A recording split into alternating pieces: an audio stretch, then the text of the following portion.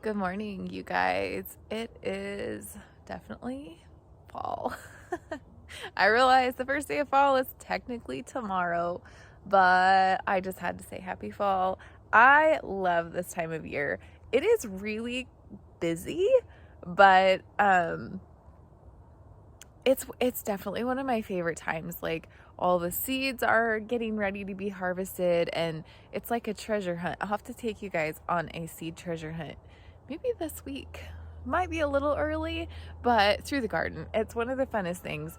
And then, there's just like so many things you have to do to get the farm prepped. And here in the north where we are, there is a lot to do because we could technically see snow in October, although a few years ago here, we got snow on September 20th. I think that was like a record. It's certainly not normal for our area, but we can certainly see snow in October. So what does that mean on the farm? That means we've got some jobs to get done. So one of the big jobs that we have to get done is to take care of the garden. Now, normally our temperatures, like here pretty soon, it's going to be a few weeks. It might not be a few weeks though. You never really know. Despite what the forecast might say in your weather apps and your neighbors, all of a sudden our temperatures could go from, 40s and 30s all the way down to 20. And what does that mean for the garden? That means that's the end of the garden. And even though we have our high tunnels, a lot of stuff, it's still too cold for them. So what we're doing right now is we're just working on clearing out the rest of the summer crops. This is the high tunnel right here that was over covering our peppers that were in our cellar garden. And what we've done is we've put them over here. Here, I can actually show you. We're going to cover up some of our cold loving things and maybe extend our season a little bit more. So in this one, I've got some beans, which I think I'm going to pull them out because they don't look very good. But I have leeks, and I have some carrots and some other carrots and some parsley. So that'll be good because we'll still get quite a lot of production out of them. Now, it would be super nice if I would have actually done this, and I know I posted this in a video where I consciously made the decision not to, and that's okay. Like, don't get me wrong, I'm not regretting my decision necessarily. You just have to decide which things can you do, and you can't do all the things. Like, even though when it looks like we might be doing all the things, we're really not. So all of the things that we have in this kitchen garden, except for some of the beans, which we're just leaving for a little bit, I'm kind of testing this out to see how long can we actually garden in this new raised bed garden. So all the other things are still, they're not cold sensitive. So that's what we have left in here, and we're just working on eating and harvesting and enjoying that. And we do have a few tiny little sprouts coming up because I'd like to see if we can get a little bit more production out of here. So if you are in a cold area and you live where it's cold, it is about time to start getting your plants covered. So that can mean extending your worm-loving crops a little bit longer, and just a 6 mil greenhouse plastic works great for that, or a frost blanket. Frost blankets are not enough on their own here where we are. If we're going to use a light frost blanket, we have to also add the greenhouse plastic over the top because it's just kind of brutal here. So that's one thing that you can go ahead and do. Go ahead and clean up your beds and start getting some of those things done if you have a small garden like this. Now I'm going to show you another trick here in just a minute that I use in my bigger garden. Now this is a pretty Maine back to Eden style garden. We've done a little bit different over here, but another thing that we need to do, isn't this beautiful morning sun? It's so nice. It feels really good right now. So the other thing we need to do this fall, and we're going to start doing it here real soon, is topping up all of our mulch on our beds. Now, not every bed is done this way in my garden, but the ones that are, we need to go ahead and add to it. And that's going to look a little bit different for each area. And I do plan on doing a video for you guys.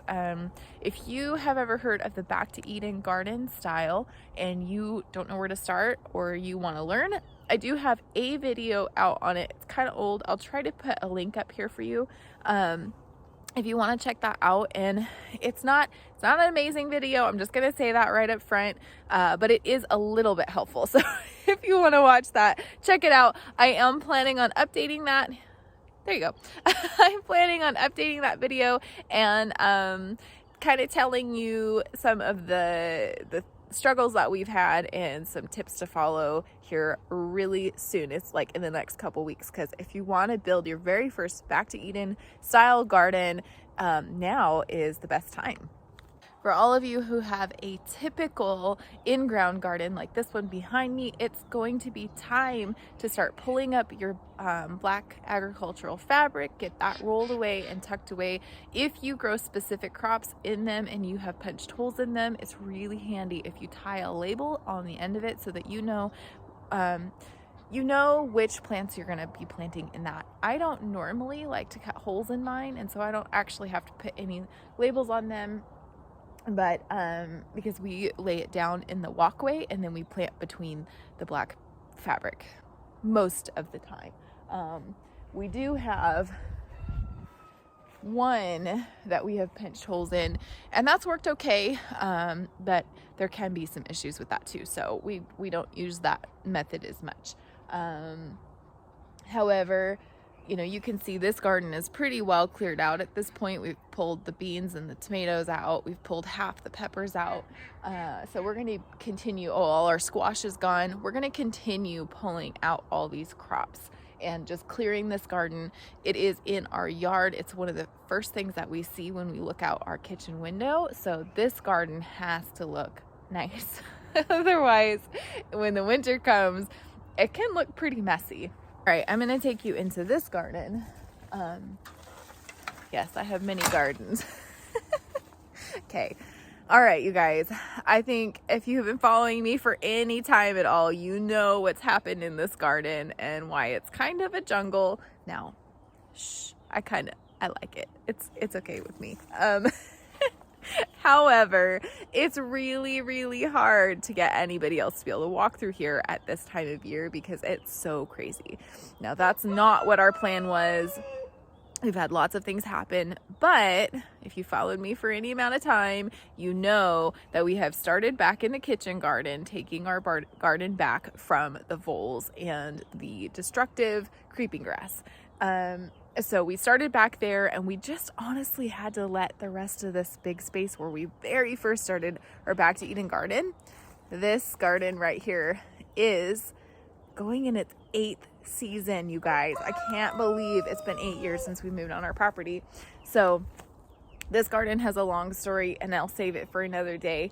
But I wanted to tell you what I do in this garden that's a little bit different than all the rest. And I'll show you up here this part as well. Okay, so this garden looks a little crazy right now, and maybe some people might even say it looks messy. That's okay with me, and the reason it's okay is because we garden so that pollinators feel comfortable and safe and happy to come to our garden. Now, that means it doesn't look town picture perfect in this space. And this is where we allow that to happen. And it's perfectly fine with me. We will only be pulling out the plants that are in the walkways. We will be topping up our mulch. And the rest of it, for the most part, unless it's in some kind of a walkway, like leaning over into it really, really bad, we're going to be leaving all these sunflower heads. And what's going to happen is that the birds are going to start coming really soon, the grosbeaks. There's a few berries left on our service berry tree, which we leave for wildlife as well. But all these seeds, as long as it is not something that's invasive, like, I know, this kind of makes me frustrated. This plant right here, which is wild lettuce. Now, it is an herb, and I don't mind a little bit of it, but it seeds like crazy. So we'll be pulling out as many of those kind of weeds that are obnoxious and really, like, yes, they have a use, but do we want that many in our garden? No, not really. So we'll be pulling any of those kinds of things out, and we'll be getting this garden ready for winter. Now it will look a little crazy. It's a lot easier to do this job and clearing it out in the spring than it is in the fall. And the reason is because most of the foliage falls off and breaks down. This time of year, we still have crazy wasps out here, which is why I haven't even been able to come out into this garden for several weeks now. The wasps are they're little yellow jackets, and then we've had a ton of bald-faced hornets this year, and if you've been stung by either of those things, you know it really hurts. We've had quite a few stings this year, and it's just not very fun. So anyway, we will be coming through and pruning out our raspberries here. I'll take you along for that if you're interested. And then we'll just be clearing through some paths so we can get some mulch in here. And however many beds I have the ability to lay compost down in the fall, just makes spring that much easier. So that's another job. There's not too many things that have to be harvested other than seed. I will go through the garden and start pulling in some seeds. But that's pretty much it for this garden. Now, if you're interested in learning different plants and want to know more about how you can garden for pollinators or to attract wildlife to your garden, please leave a comment down below. I would be happy to compile all of my information and my favorite plants for that, and that could be a really fun video. So if you're interested in that, either give us a thumbs up or leave a comment down below and I'll get working on that video. All right, you guys, one of the last things that there is to get ready is the barnyard. The barnyard has to be ready for fall, and there's quite a lot to do. So I actually have some footage from the weekend and from the last few days on some of the things that we're doing in order to prepare our barnyard. So I'm gonna put that in. Oh man, this is why I'm out here early this morning, is the bees are already starting to attack me. They're just so cranky. It's one of the reasons I look forward to cold temperatures. Then it makes those dang wasps go to sleep and be done for the winter, or for the season, which is so nice. If anybody wonders why I live in a cold climate, that's why, because there's no bugs. Very few bugs and not very many poisonous things. That's what I love about here. So I'm gonna go ahead and slip that footage in for you guys. It's pretty entertaining. Most of it went pretty well, so I'll show you that here. We're about to do something that I may end up regret doing, but it must be done. So, got my trusty film videographer fella right here. He's gonna film, and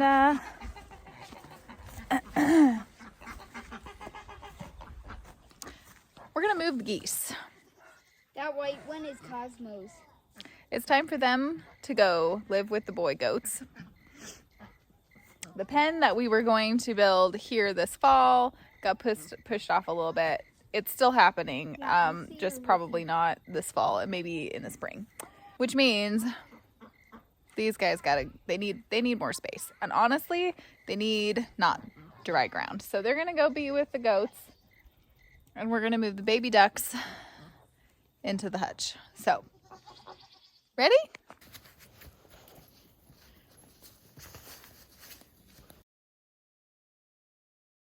Here's the plan.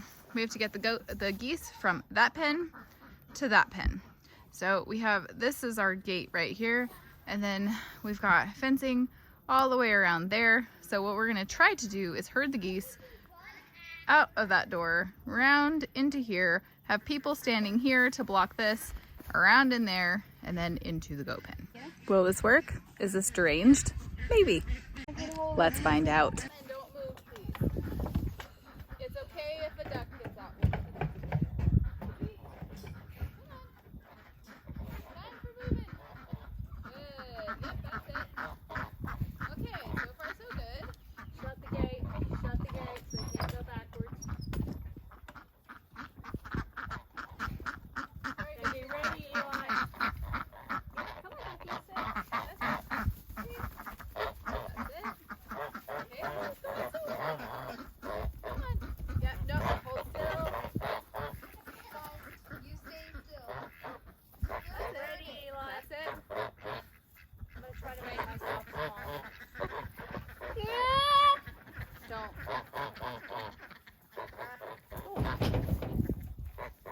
There you go. Good. It doesn't matter. I don't care if it is. This isn't what hurts. That's it. You're safe. Wait. Ben, move in a little bit. Okay. Okay. Ben, look at Mom. When I get them over there, you move in and block over here a little bit. Okay. Calm, slow. Okay, walk forward just a little bit, Benjamin, with your arms open. Stay wide. That's good. Yes. That's good. Okay, just let them go slowly. Very good. Nope, nope, nope. You're fine. Maggie, move forward. Once we get them through here, I don't want them to go back. 3 down, 1 to go. Not too bad.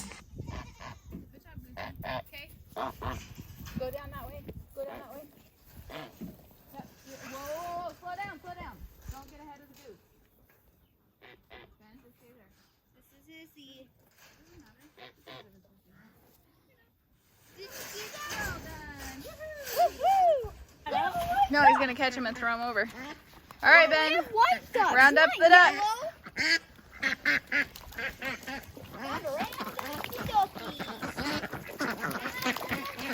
All right, hold up, hold up. Just a hair. That's it. Slow, slow, slow.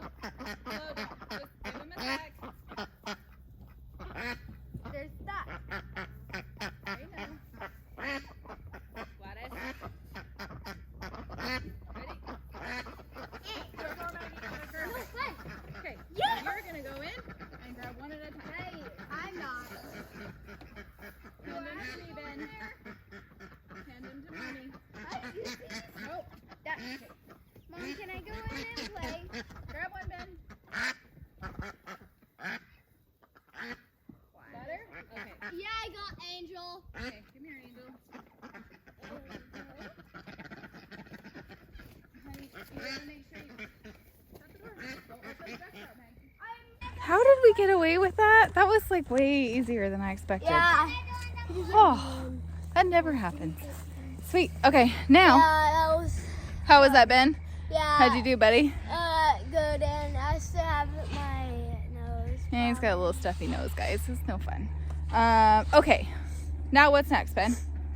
Baby ducks. Baby ducks it is. Why are we going through all of this trouble to rearrange everybody? Because freezing temperatures, they're coming, which means we're not going to be able to use our hose anymore. And we're going to have to hand water everybody with buckets.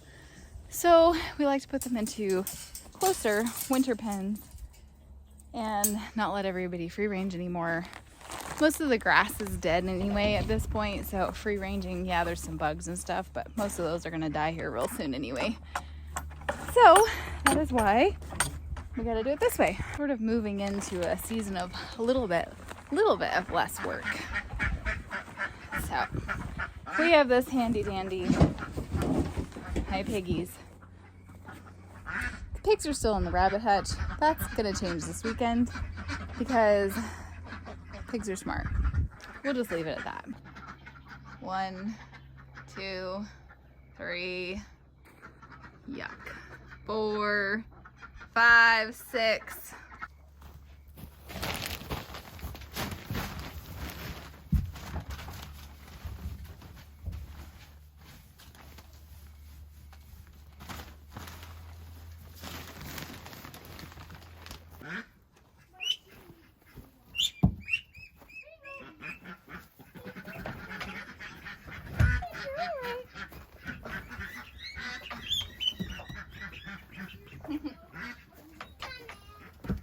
There you go. You're doing good. Okay. Can I come out? Yeah, you can go see. Okay. Let them out. If you choose to let them out, then you have to make sure they get put back in that pen. Are you gonna do that? Yeah. Okay. Hey. Mom, they were hungry. This Yeah. one has a spot. I see that. What's her name? Mary. Mary.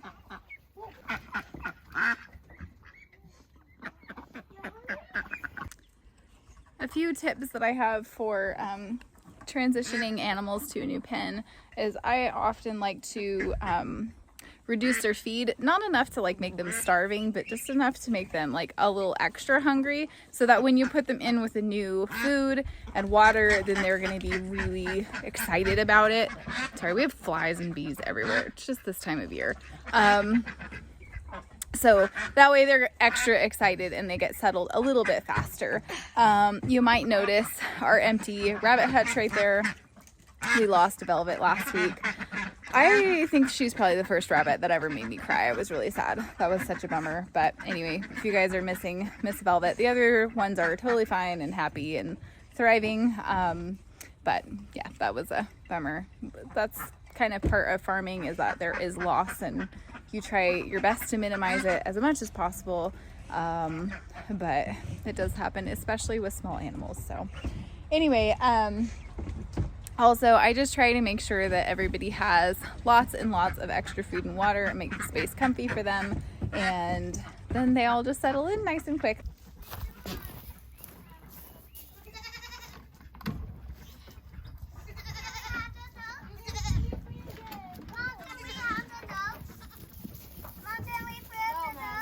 No, we're just gonna let everybody settle in. Oh, sorry. If you want to come out now.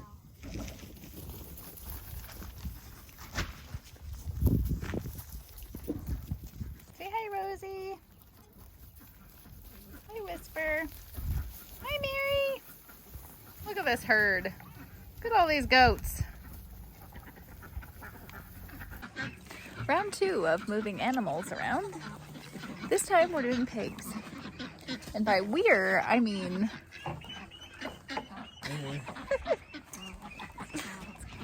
we're hoping for entertainment here. Are you guys gonna let me do it? Oh man, it's a good job we're doing this. They pushed that out.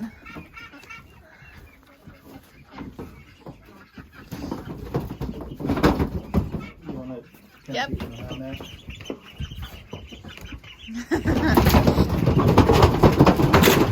Whoa! That's gonna be a problem. You're just gonna have to... No! Stop! We got one! Okay, I can't lock that. You Nope. Don't lock it. Push It's the okay. door all the way in. No, the top part. It's fine. It's fine. It's fine, just leave it. Yeah, they'll be fine.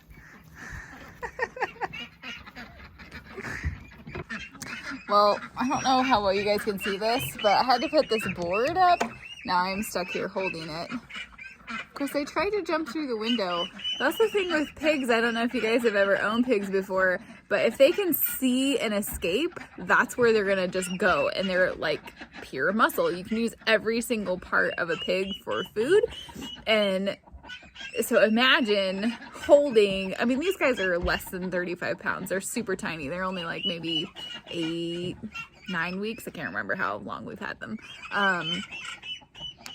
And I mean, they're already so much stronger. It's pretty crazy. That's why Mike is doing it. Why he's getting into the tiny pen and we're not. We got another one. Woohoo! Yep. You're heavy. You're a lot heavier than the last one. How much do you think they weigh? Oh, like 25 or 30. So if you ever have to catch pigs, especially baby pigs, grab hind legs and just lift them up and hang them upside down by their hind legs, because then they can't get away from you. They are going to scream like bloody murder, guys. It is one of my least favorite sounds in the entire world. You're not hurting them. They're fine. They're so strong. Like, imagine those dogs, like the pit bulls, or he just let him go into the pen. I'll show you guys in just a second what we've done out there. But imagine like those really strong dogs that can like grab a ball and hang by their necks. Like, that's how strong these guys are. That's crazy. I can't show you in the pen right now because it's so dark. So sorry. It's like 7 o'clock and already getting dark here in our neck of the woods. Last one, babe. We'll do it. Okay, I'm gonna put the camera away though. Well, that one got out. So this was the problem. I had this board here up against this panel, but it just jumped right through this. Look, it broke it out. So anyway, this pen was actually created for pigs. So underneath this chain link, we have buried wire. It's getting a little old now, but fortunately couldn't get out. So let's walk over here I'm gonna show you guys what we've got going on for their new pen. Okay, so we're gonna walk over here. I'll show you what we got going on. We've done this a couple of different ways. We have cattle panels, and then we have roofing panels, which we have buried. Now, yes, technically they could dig underneath, but the plan is to get an electric wire around the edge of this by the time they are curious enough to dig out. But if you can block their eyesight and their visual, you can keep them in. My issue with putting an electric up here is how we get snow, a lot of snow. And then the power goes out. So it's kind of a pain in the neck, and we can't really do solar. But they're gonna be just fine in here. We've housed pigs in here 2 other times, which is not honestly my ideal, but look, they're hungry, they're getting their dinner. But for now, it is what it is. So if you have a favorite electric system that is not just the Premier One poultry net fencing type stuff or pig net fencing, let me know in the comments down below. I'd be really curious to see what you think. Yep, everybody's happy. They weren't any bigger. No, that's why we said we had to get it done this weekend, because they're so strong. They're so little and they're so strong.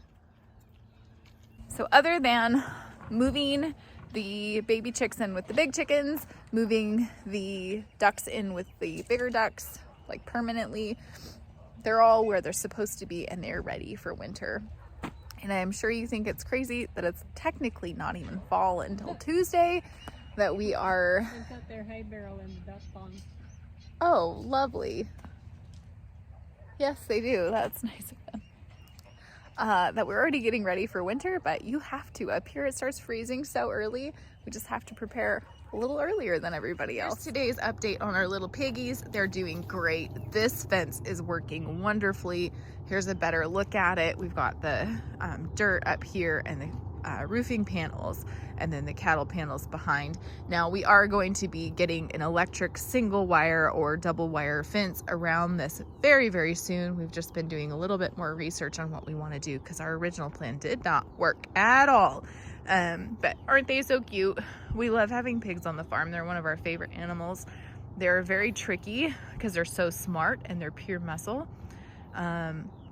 But they are garbage disposals. They will eat anything you give them, and I love that. So they're pretty happy out here. So you notice that we don't actually have any straw in here. That's because our straw's not quite ready yet. So here, fortunately on one hand, it's not very rainy yet, but on the other hand, we really could use the rain. So if that starts happening and we start getting some heavy fall rains, then what we'll do is we'll take some wood chips that we have and we'll start putting those in here. There's already a pretty significant layer going on in here right now because it was such a wet spring, and we had already butchered our pigs when we had layered in a ton of wood chips. So these guys have lots and lots of fun stuff to dig through in here. And they're still pretty tiny, so they're not doing too much. We've got everybody else at this point. Our chicks are moved, the baby chicks, so all that we have to do is just integrate those 2 flocks, the baby ducks with the big ducks and the little chicks with the big chickens. And otherwise, everybody else is doing really good. As you can see, the geese have settled in nicely. They're doing really well with the boys. Breeding season for our goats is going to begin in probably the end of October or the beginning of November, and we will be leaving our 3 mama goats in with those fellas for about a month or so. Now I'm gonna be really excited to share this with you guys. I want your opinions on who should we breed with whom. So we've got Chico and Ox, who is now named Oximus Prime, so any of his babies will have the name and then Prime on the end, because you know my children love Transformers and that makes them super happy. So we'll get that video going, and I might even do a poll as to who we should breed together, and we're really excited about that. We're still working on downsizing and consolidating our animals for the season, and we're pretty excited about not having quite so many mouths to feed, but it's been kind of an interesting season where I keep joking that we're turning into Noah's Ark because animals keep finding their way to us. Well, the last thing I want to show you before I leave is the greenhouse. It's kind of crazy in here, you guys, but this will continue growing for quite a while yet, at least a month, I would say. But what's fun, even though this entire greenhouse is covered in powdery mildew, the only thing that's really affected is these pumpkins, and they are ripening up, and I thought I would show you those. You see them orange hanging in the back there? There's quite a few, so we're gonna start picking those, and that way I can start pulling out these vines. The powdery mildew issue is just because it's so hot and humid in this greenhouse for the most part. I just decided it's so close to the end of the season, I just didn't even worry about it.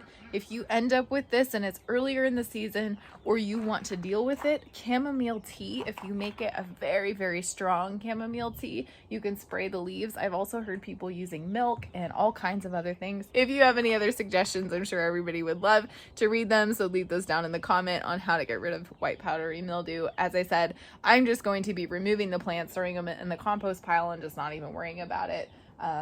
It's just sort of comes with the end of the season. Okay, we'll enjoy this nice sun that's coming up over the house right now, and while I talk to you. So I did a video a little bit ago on abundance and join in the abundance. Now,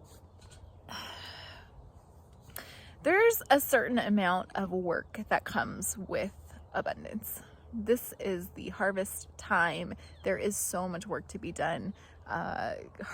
Harvesting all the food from not only my farm, but friends and people who can't do it for themselves. Not only that, laying down mulch and getting that put in place, tucking everything in, cleaning up hoses, putting animals away and hauling in the hay. I mean, there's so many things to be done at this time of year. And I just want to encourage you in that don't shy away from hard things, because almost always the hard things are worth doing. Now, what does that look like? That looks like, even if you don't have your own property and your own homestead, that looks like searching out people who do have homesteads who might not be able to handle all of the stuff coming in right now. So if you don't have a homestead, but homesteading is interesting to you, or even if you just enjoy cooking and you want the best produce out there, go find, you can check on Facebook, you can check on Craigslist, you can talk to your neighbors, you can just drive around different neighborhoods and look for orchards that look like they're about ready to produce, and just go knock on the door and say, hey, I'd like to help you with your harvest. Can I come help? Can I pick? Can I take? And sometimes what you can do is you can go ahead and pick that produce and take it home and preserve it, and then go bring them a gift of some, part of your canning or something like that. So it might be even a way to get produce at a free or a very low cost. Now, you might wonder, why would anybody in this day and age want to work this hard for food when you could just go down to the grocery store, you could just go down to, wherever, and you can just pick it up and have it ready to go, like even salad pre-made in a bag. Let's be honest, guys, if we haven't learned in the last 2 years the why on this, maybe we haven't been paying attention close enough to what's been going on. I keep hearing that this is not going to get better yet, that we're maybe in it for the long haul. Now, I like to be pretty positive, and I like to say, maybe not. However, I also like to be prepared just in case they're right. So now is the time to bring in the harvest. Now is the time to do the hard things. Now is the time to do work. And what is going to be your reward is a couple of different things. Number one is your food's going to taste better. Hands down, if you are getting food from a local grower, a local gardener, a local farmer, honestly, no matter what method they use, it's going to taste better than what's in the grocery store, because you're picking it at the perfect ripeness. because you're picking it and you're bringing it home and preserving it right away, which means none of the food has been able to break down, and you've got the high nutrient value still left in that food. And you can control how you preserve that food. So you can choose your method, whether you want to freeze it or dehydrate it or freeze dry it or can it or whatever. There's so many different methods for preserving food, and you get to choose, which means it's tailored directly to your palate. Okay, so that's way number one, why it's good to do hard work. Reason number two is that if you have a stockpile of anything, I mean, you could be talking about food here, you could be talking about a barnyard full of animals, you could be talking about, full bank accounts where you have worked really hard on building wealth. You can be talking about having medicine supplies or herbs or, all kinds of things. Wherever you have stockpiled things, you no longer have to live in an emergent mindset or a fear-based mindset, because you have it on hand. So if something happens and you can't get it from the grocery store, it's really not a big deal. You just don't get it from the grocery store. You go to your own grocery store, your own pantry. If something breaks and you have stockpiled wealth, and your stockpile could just be a small emergency fund, but when something breaks, then it's not an emergency. You can choose what you want to do, and you have that money available to you to be able to just purchase a new hot water tank. So something you can always count on is that things break down. Our earth is constantly in a state of breakdown, and it doesn't have to stay like that. But right now, until we shift things and shift our mentality and our mindsets, it will continue in that path. So anyway, those are my number one and number two reasons for having an abundant mindset, or a stockpile, if you will. And honestly, you guys, it feels so amazing, and it is really difficult. Okay, our kids have been fighting off a cold. I've been fighting off a cold for a few days now, and I'm sure you can't even hardly tell that I am, other than maybe being a little stuffy. But it is chilly out this morning as well. But the bees and the wasps are not very nice. The temperatures, it's been very smoky the last several weeks, and it's been kind of hot. We're just sort of done with that. There we go. Get away from the sun stream across my face. And it's kind of challenging to get up at 6 o'clock or 5 o'clock every morning and get out there and get your chores done. And here pretty soon it's going to start raining and the mornings are getting cold. But when you do it enough times, you start to look forward to getting out and seeing your animals and talking to them and finding out how they're doing and how their night went, and bringing them food, and then going from a noisy, excited barnyard that's anticipating all the food you're going to bring them to a calm, quiet, everybody's bellies are being filled barnyard. That's really beautiful. And if you get out there and you harvest and pull in the things that you either grew or the things that your neighbors have grown, or you even just go to a fruit stand that is low prices right now. I think sometimes you can even get, from really big farms, you can get their leftovers, they've sold everything they need to sell and they're just dumping huge crates of pumpkins, stuff like that. You're not going to get a cheaper price than right now. So whatever you can put towards that, I suggest do it and sit in your kitchen and invite a friend over to join you for canning season, and maybe even invite people who don't know how to can, and maybe you can teach that skill to them, because in the wintertime, when you're hungry and you want good food, you're going to open up your jars of hard work, and they're going to remind you of your beautiful garden, and they're going to remind you that it was so worth it. You're so glad you stayed up extra late. You're so glad you got up super early just to get that harvest preserved and put away. And then, and you know, so if you do those hard things and you get up and like, we have a barnyard full of critters right now, guys. Like, I mean, a barnyard full of critters. Like, there's only a few that we don't even have. And I'm joking about getting an emu. So no, I'm not getting an emu. Don't worry. Don't worry, honey. I'm not going to get an emu. It would be funny to see Ben ride it though, right? I mean, what can you say here? But I know, like, if we needed to scale up, we could scale up. If we need to scale down, we can scale down. But I know that I have in place a food system that's going to work for my family. And all these animals, we chose small ones because we can produce our food for them on our farm fairly easily.